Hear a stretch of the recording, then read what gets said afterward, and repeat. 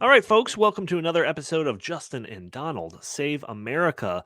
Klaus Schwab, the head of the World Economic Forum and the biggest advocate of the Great Reset, was just on, a couple of days ago, on the state Yeah, run recently anyway. Chinese channel, Chinese government run channel, where he was talking about, his vision for the systemic transformation of the world and everything that kind of goes along with the Great Reset. But I feel like because he's on this, again, government state run channel, he was a little bit more open with the kind of what he sees for the world. So we're going to go through this and talk about it.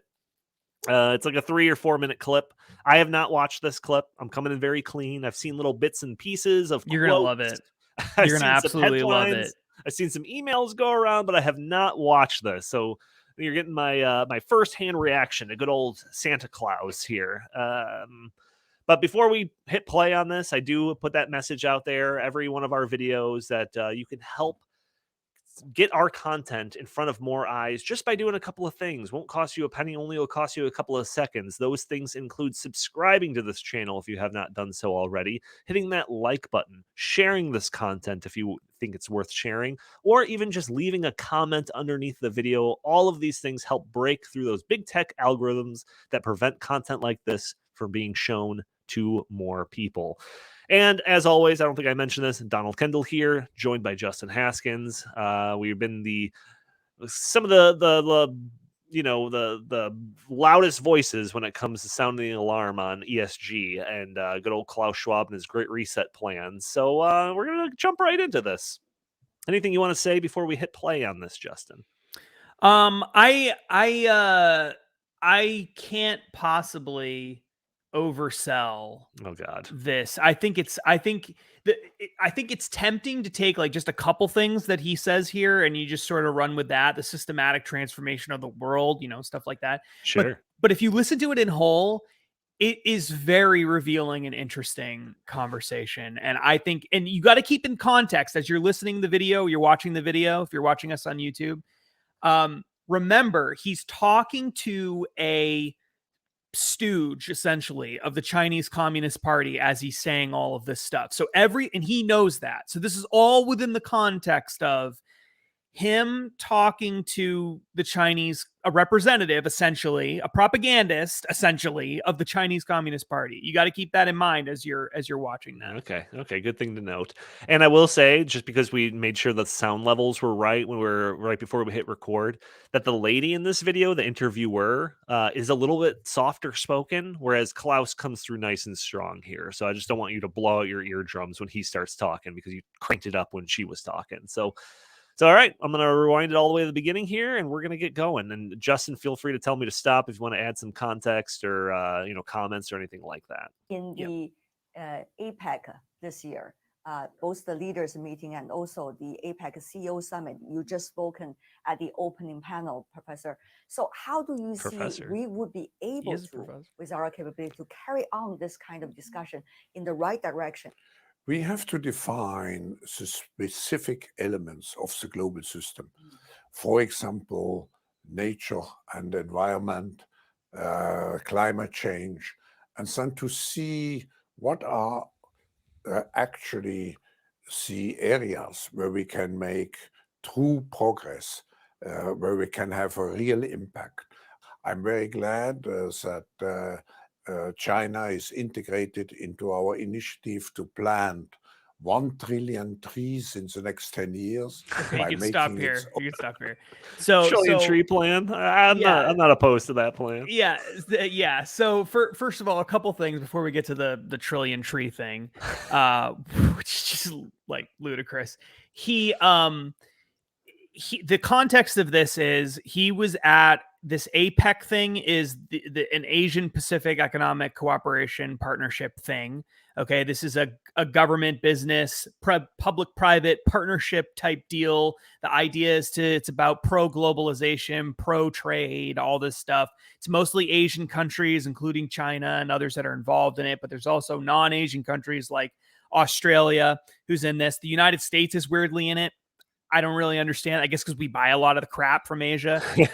Canada's in it too. Again, probably because they buy a lot of crap from Asia, but they're not Asian, obviously, or in the Pacific. So I think that that's the context, right? He's talking about business, globalization, economics. But notice what he said. He's highlighting that we have to. It's all within the context of globalization and economic partnerships. We have to prioritize what? Jobs, economic growth, ending poverty. No, he doesn't say any of those things. He says climate change. He says he's talking about environmental causes and these other things. This is the thrust of ESG. This is what ESG is. This is the public-private partnership stuff. This is the Great Reset. That's what all of that means.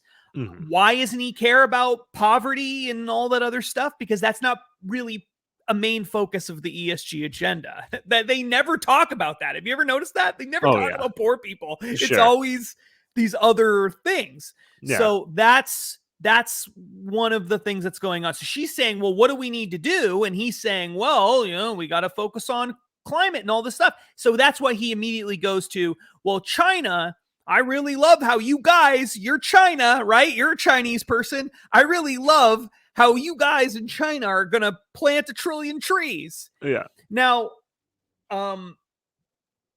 planting trees is great. I'm all for planting trees. Okay. I live in a place where there's 50 billion trees. I love trees. Grew up with trees. Trees are like my best friends. Love them. But here's the thing. Okay. China's like one of the worst polluters on the face of the planet.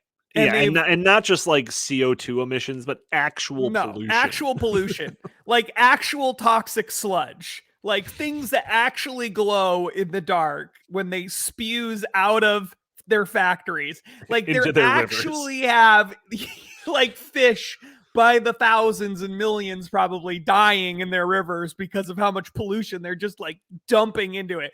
So these people don't care about the environment really at all. I mean, not at all. They don't care about it.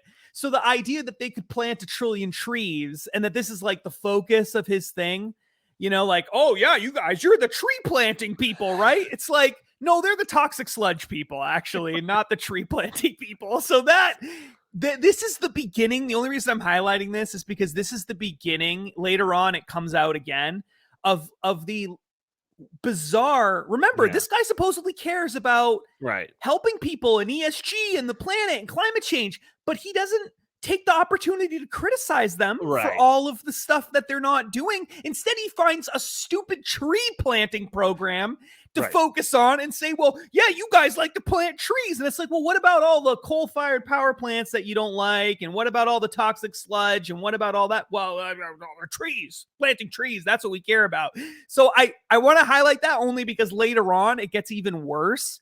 And this is the beginning of that, though. Okay. All right. Own contribution. We have to try with a collaborative platform where we integrate the best people, the most relevant people, and then to work for progress. Now, okay, pause it there for a second. So this is interesting. He's saying we have to integrate. He's talking about how we have this thing, the best people, the most relevant people, into the system. So he's talking about global collaboration and trade and governments work and working with. So notice what does that mean though? We have to integrate the best people and the most relevant people. Well, that means the elites, basically. The elites need to be in charge. That's essentially what he's saying. That also has similar kind of it's kind of similar rhetoric of just like old socialist ideas, where it's just like we're gonna have a class of a ruling class that knows the best decisions to make for the collective and all of that. It's just an echo. I'm sure that's not intentional, but that's what it made me think of. Yeah, that's definitely what's going on. Has been formed. But we have to go one step further. Okay, pause it again. I promise I won't pause it too many times.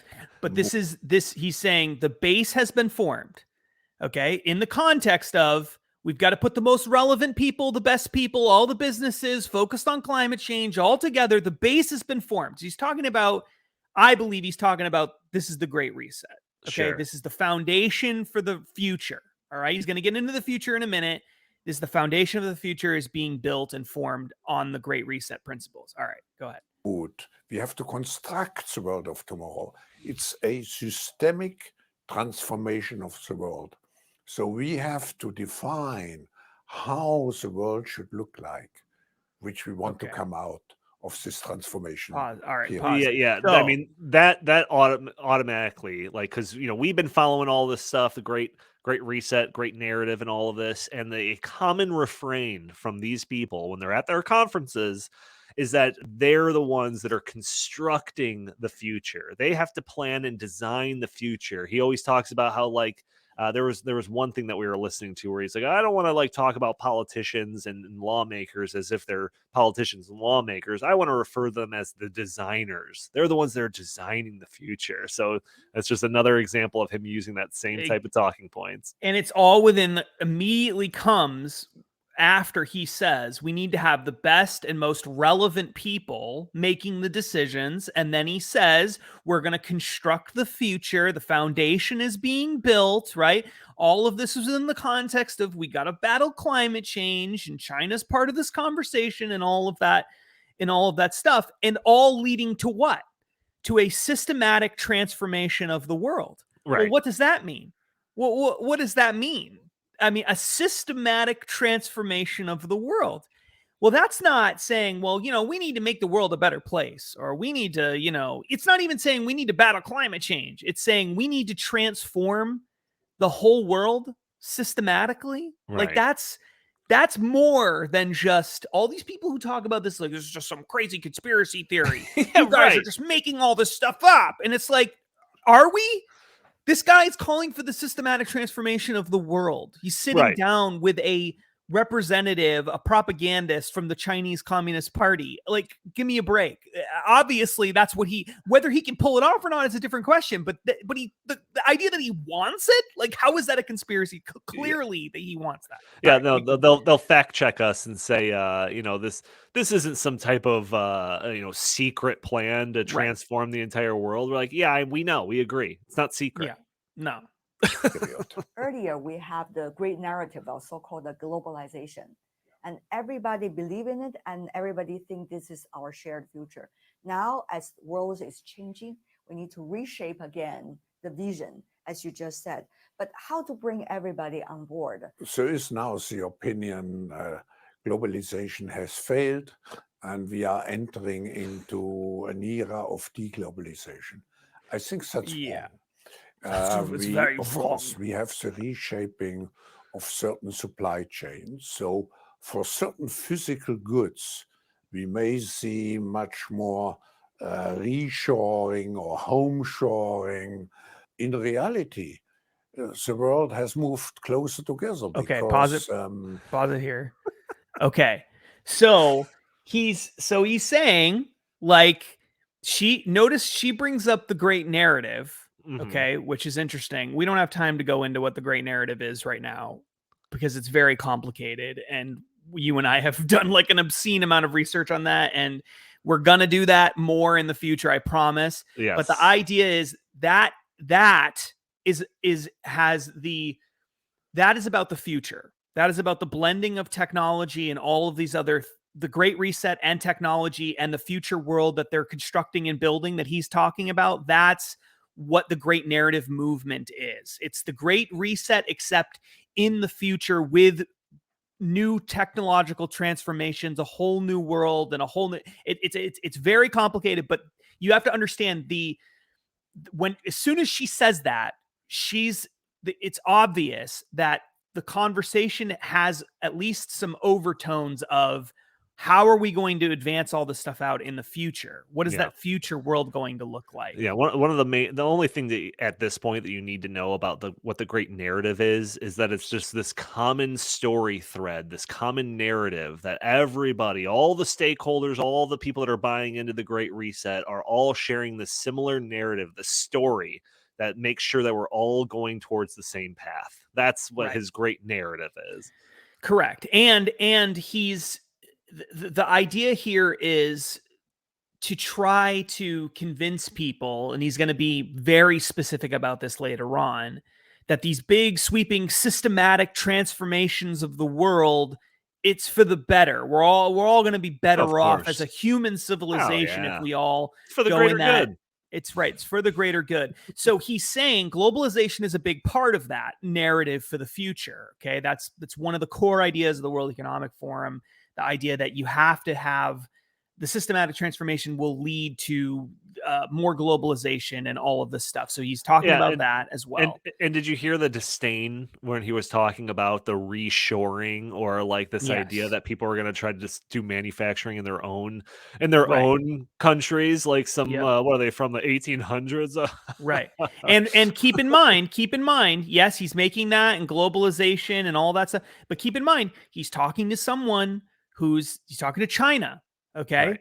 And China cares a great deal about that because their whole system is built on the whole economy is built on globalization and them producing products for the world. That's the whole system. So that's all in the background as well. All right, let's keep it. We are moving from a physical world much more in a digital world. That gets way into the great narrative. Narrative stuff. Let's just skip that for now. Yeah. And the digital world by nature is much more globally oriented. Now you asked how to do it. Yes. I think it needs what we feel in the World Economic Forum, a multi-stakeholder approach. So a great reset. Certainly governments who have to be in the lead, but business, most of the solutions will come through innovation from business, and we have to integrate the large population. We have to mentor the population and to show through our good examples that the future requires this change, and the change at the end, here. ultimately. So we have to have a great reset is what he's saying. We got public-private partnerships, great reset model. He's describing stakeholder capitalism and ESG a little bit. Yep, that's exactly what he's talking about when he says multi-stakeholder approach. He means ESG, means great reset. The innovation from private companies, that's ESG. Yep, that's all ESG. And then he goes to, but people, stupid people, this is the undertone, they don't know what they're talking about. And so we have to mentor them.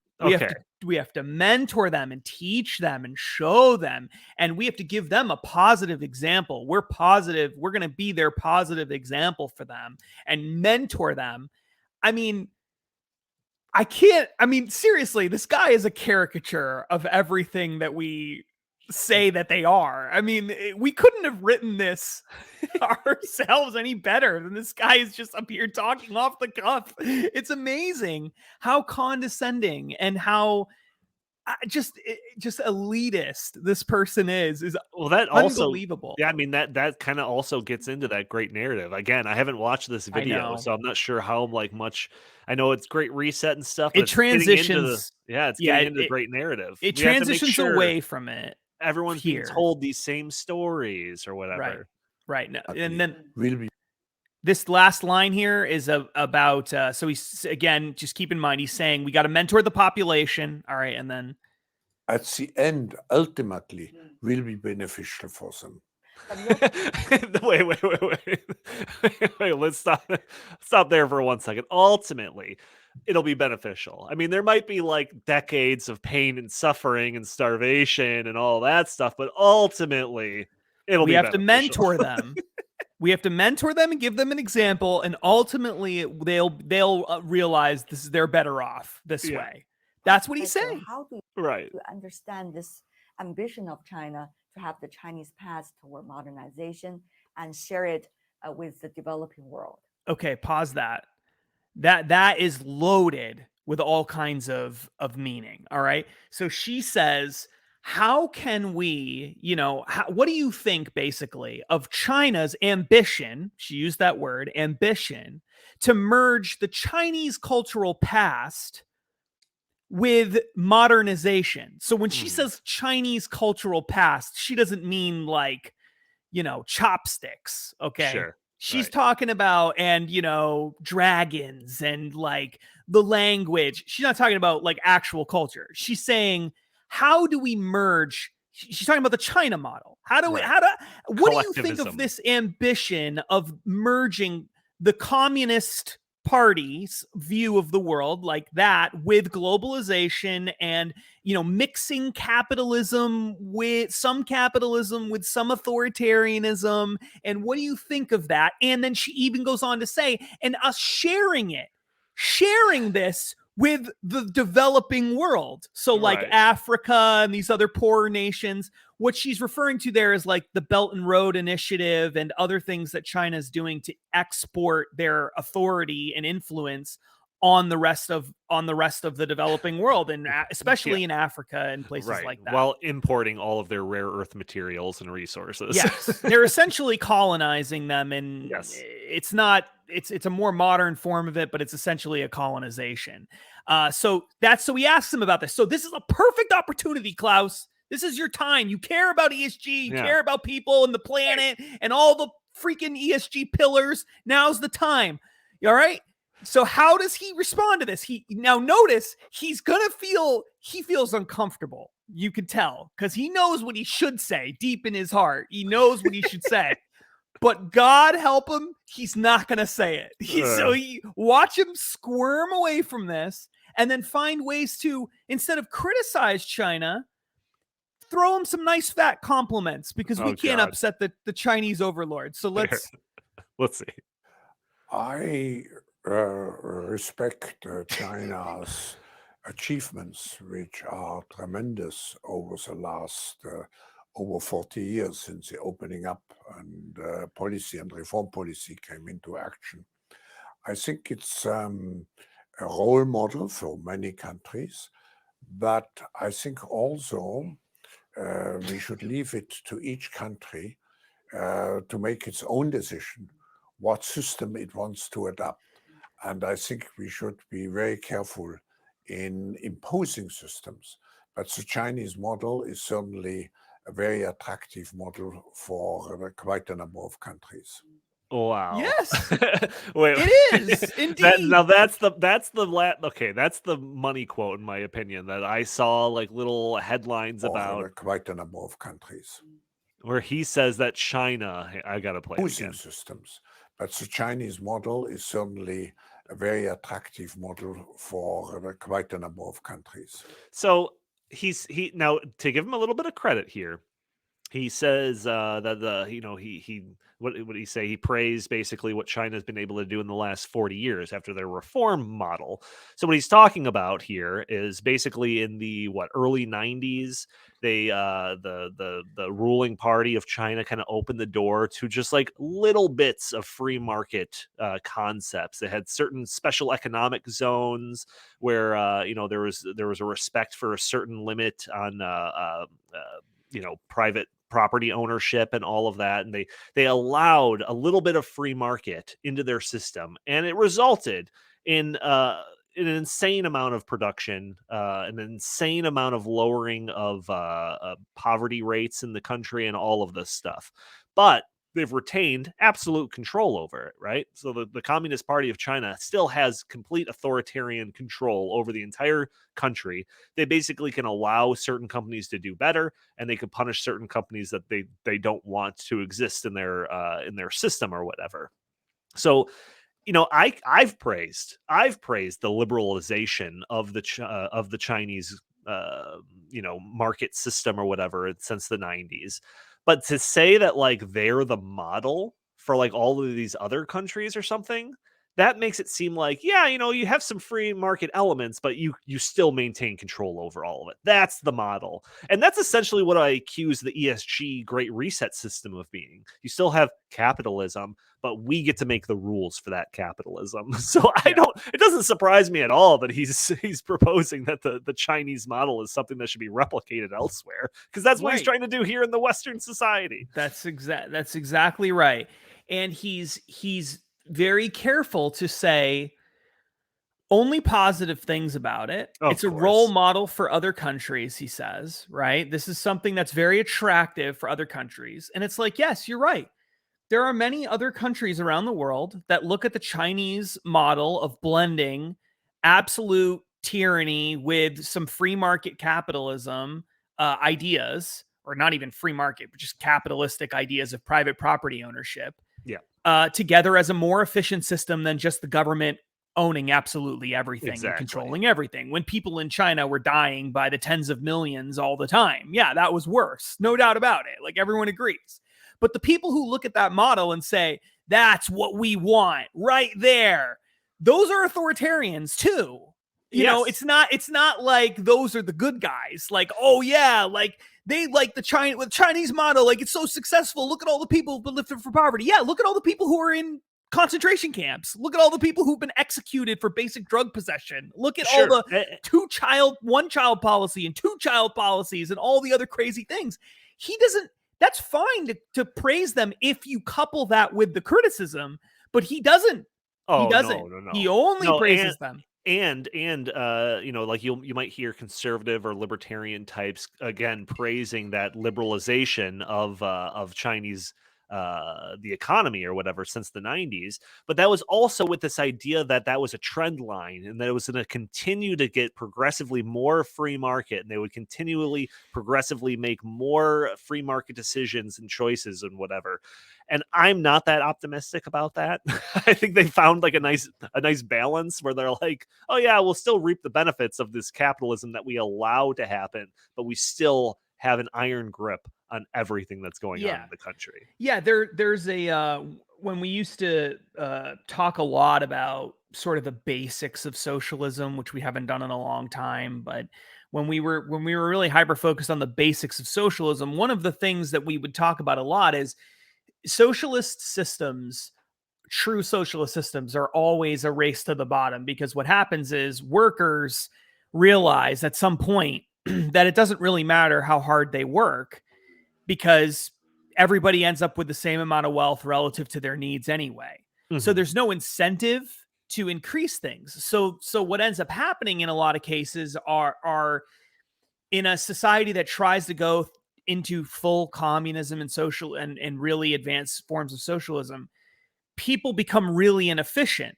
So what the governments did in socialistic history, if you go back to early and mid 1900s, the late 1800s and stuff like that, is they just started killing everybody and throwing them in prison and basically threatening them because punishing people for being not productive. Right, because the alternative would be, well, let's just incentivize them with wealth. But you can't incentivize them with wealth and have socialism and communism.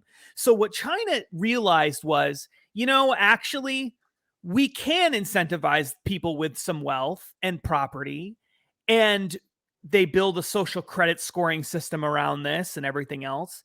All we have to do is couple those incentives with the violence too. Like, we could do both. We don't have, it doesn't have to be an and or. Like, we don't need to follow Karl Marx rigidly. We can just say we're going to pick the things we like from him and we're going to ignore the things we don't like, and we'll build this hybrid model where you have a choice. We'll either incentivize you with more money and a higher social credit score if you just be a good communist citizen, or we'll kill you. Like, those are the two options. And so it's like, it's kind of the best of both worlds. That's the model they built. He knows that. See, Klaus Schwab knows this. He knows it.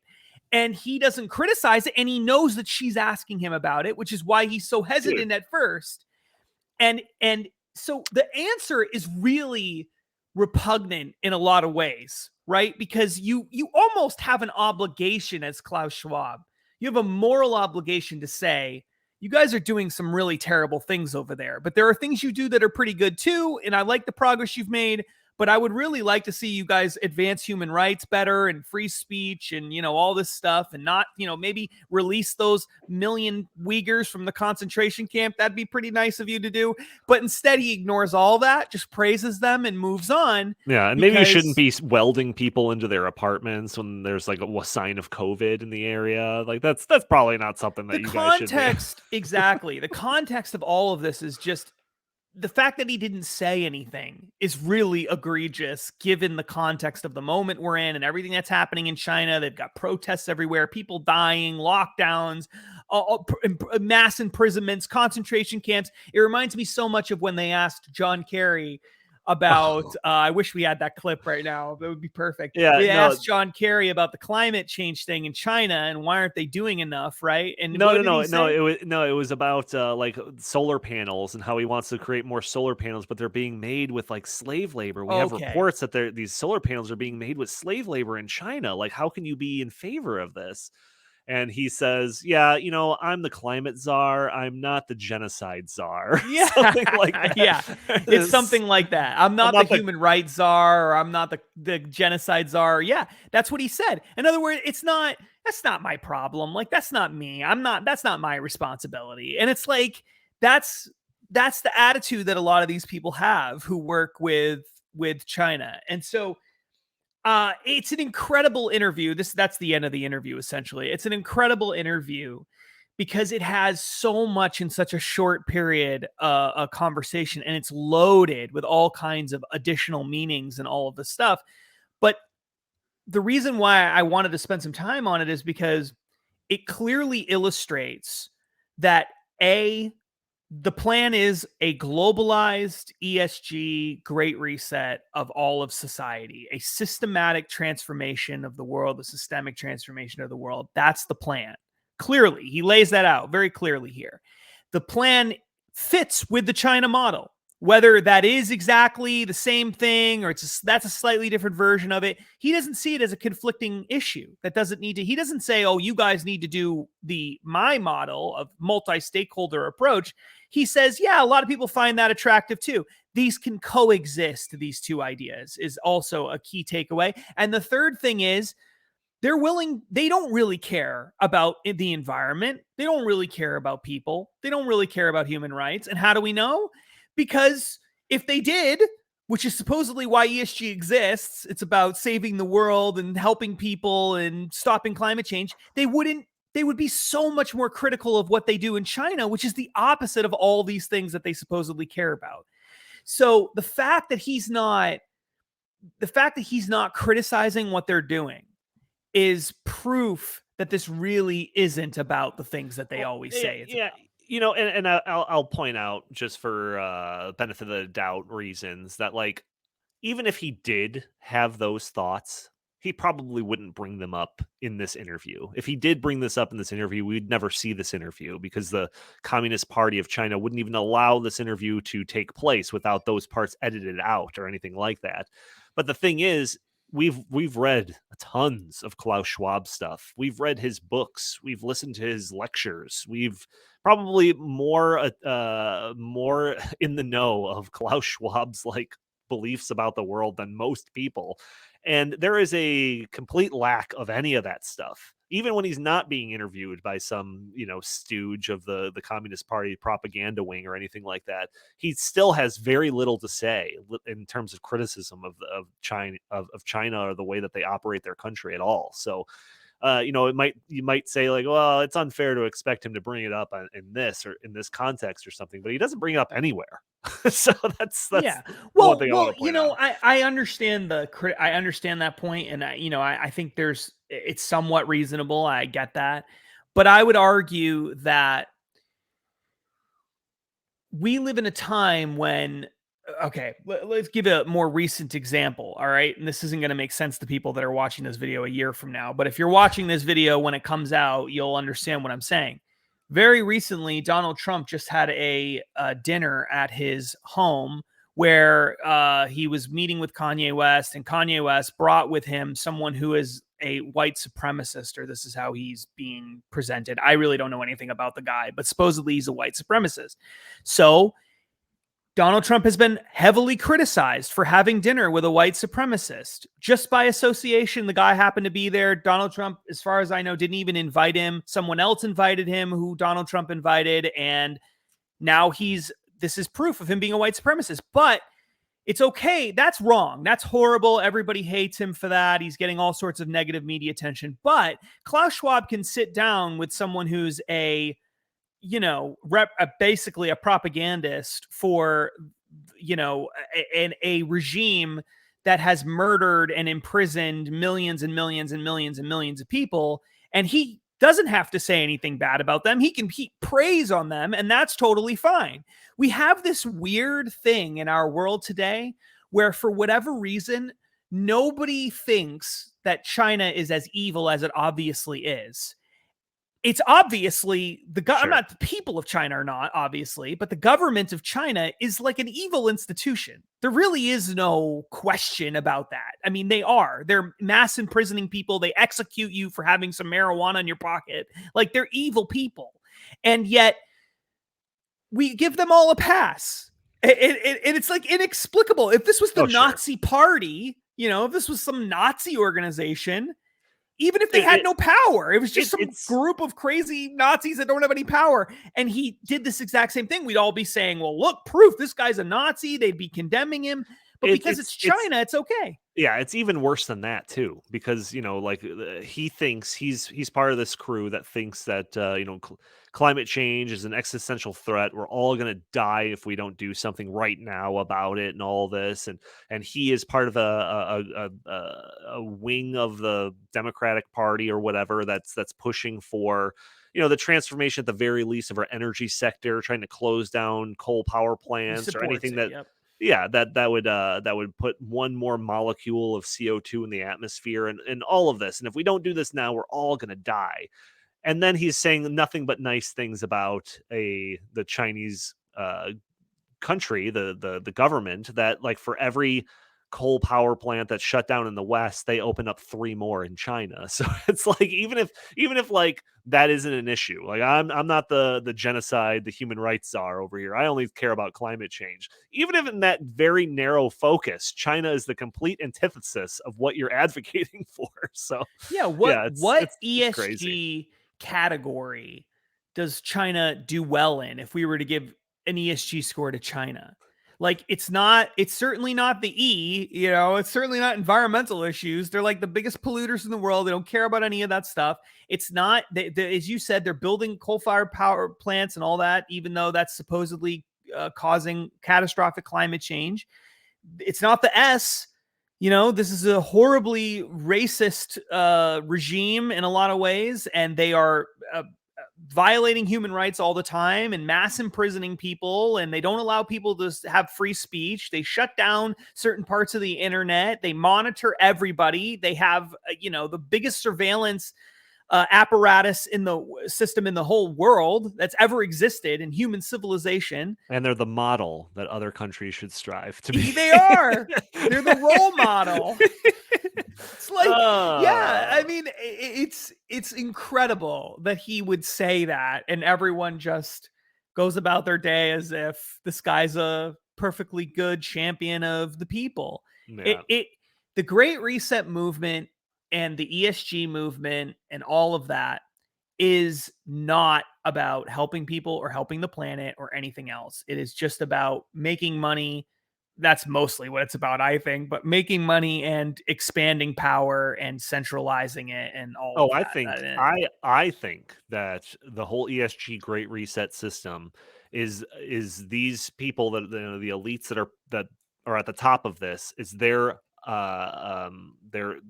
trying to replicate what the Chinese Communist Party has done in China, just on like the Western part of the world. Yeah. That's what ESG, that's what the Great Reset is. It's a little it's going to be friendlier in their version. They're not going to be quite as bloodthirsty. Right. But they want to come up with a westernized way of doing that. That's what they want. Yep. Yeah.